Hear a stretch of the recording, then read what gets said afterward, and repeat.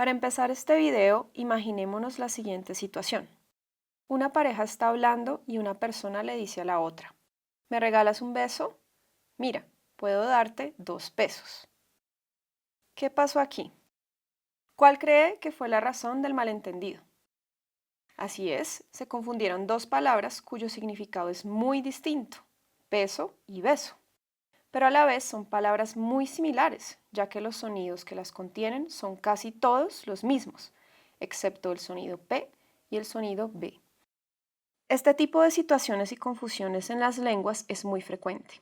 En este video vamos a analizar este fenómeno desde la lingüística. Vamos a examinar 3 conceptos principales relacionados con el estudio de la fonética y la fonología. Los abordaremos con el fin de comprender y analizar cómo la fonética y la fonología explican la producción de los sonidos y la organización de los patrones sonoros de las lenguas. En cada lengua encontramos sonidos que son distintivos, es decir, que los sonidos tienen características que los distinguen de otros. Algunas veces los encontraremos en unas lenguas y no en otras. Pero, ¿cómo podemos dar cuenta de esto? Las características de estos sonidos las determina, por un lado, el estudio de la fonética articulatoria al decirnos cómo se producen las vocales y las consonantes. En el caso de las vocales, nos fijamos en la posición del sonido en la boca, anterior, medio y posterior, y en la apertura de los labios. En el caso de las consonantes, nos fijamos en el modo y en el punto de articulación. Por otro lado, la fonología nos dice cuáles son los sonidos que existen y son posibles en cada sistema lingüístico. Esta información nos la proporciona también el alfabeto fonético internacional. Ahora, en el caso de las lenguas de señas, también hay rasgos distintivos que se derivan del estudio fonético. Las características que se tendrán en cuenta para determinar si una palabra cumple con los parámetros de producción y articulación son el lugar de la seña, el movimiento de la mano, la orientación y la forma de la mano. Examinemos un ejemplo del español. Tenemos el sonido de la consonante oclusiva dental sonora, más conocido como D. Tengan en cuenta que al hablar de un sonido también podemos decir que hablamos de un fono. Un fono es un segmento sonoro. Asimismo, constatamos que la palabra fono, combinada con otras palabras, es muy frecuente en nuestra cotidianidad: micrófono y audífono, por ejemplo. En cuanto al sonido D, examinemos sus rasgos distintivos. Al decir oclusivo, damos cuenta de la forma como el aire pasa por el tracto vocal. En este caso, se obstruye el aire momentáneamente. Al decir dental, detallamos el lugar del tracto vocal donde se articula el sonido. Y al decir sonoro, damos cuenta de la vibración en las cuerdas vocales. Esta descripción atañe al campo de estudio de la fonética.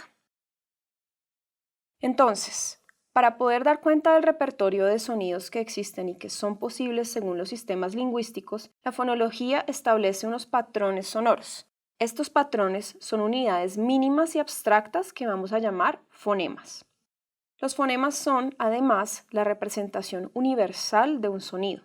En muchas ocasiones veremos también que pueden ser representados por varios sonidos que tienen características similares. Si retomamos el ejemplo del sonido D, constatamos lo siguiente. Este sonido puede variar en algunas palabras. Tenemos la palabra del español dado.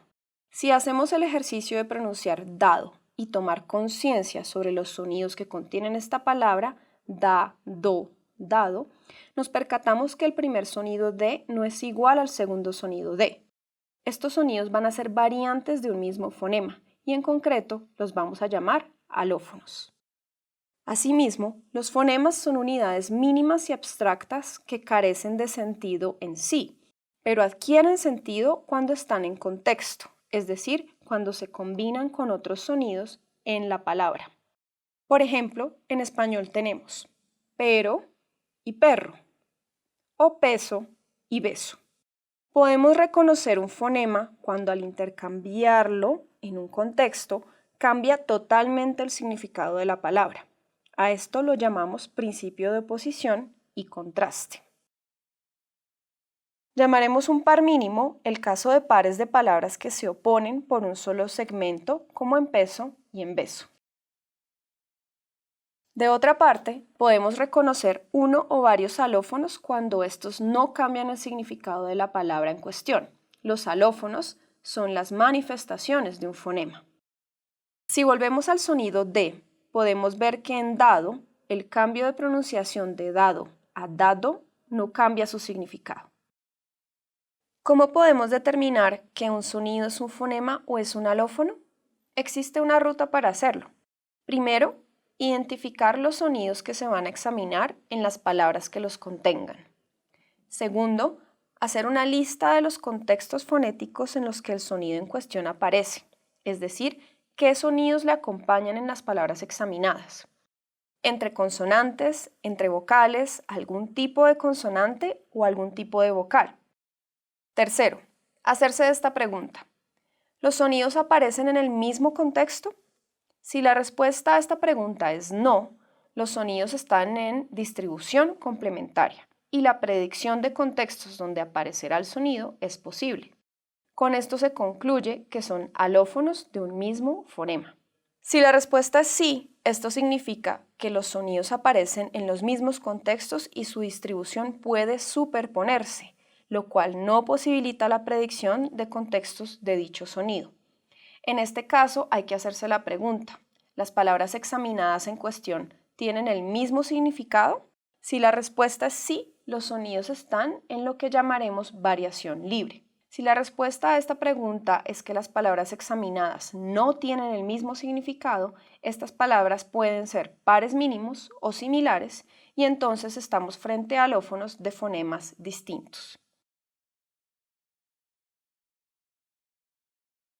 Un ejemplo de variación libre en el que podemos pensar son las variantes de la palabra yo en español, si piensan en el español argentino o en el español colombiano. Estos sonidos cambian, pero no forman un par mínimo ya que no cambia el significado. En este video exploramos tres conceptos principales en el estudio de las lenguas y particularmente desde la perspectiva de la fonología y la fonética: el fonema, los alófonos y los fonos. El fonema es la representación de un sonido, la unidad abstracta y mínima que contribuye al significado de una palabra. El alófono es la manifestación y la variante de un fonema, y el fono es cualquier segmento o tipo de sonido. Gracias y hasta la próxima.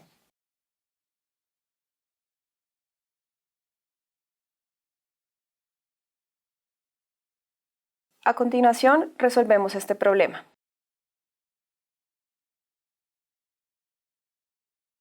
Primero, hagamos la distribución de los contextos del fonema dental.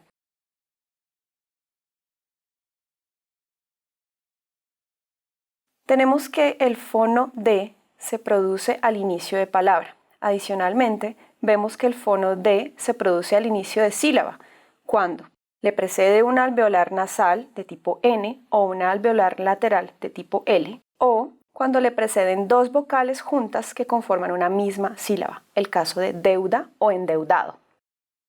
Por otra parte, tenemos que el fono D se produce entre vocales y en los demás contextos. Esto lo vemos en las palabras como evidente, honrado, además, ladrillo y desdeñar.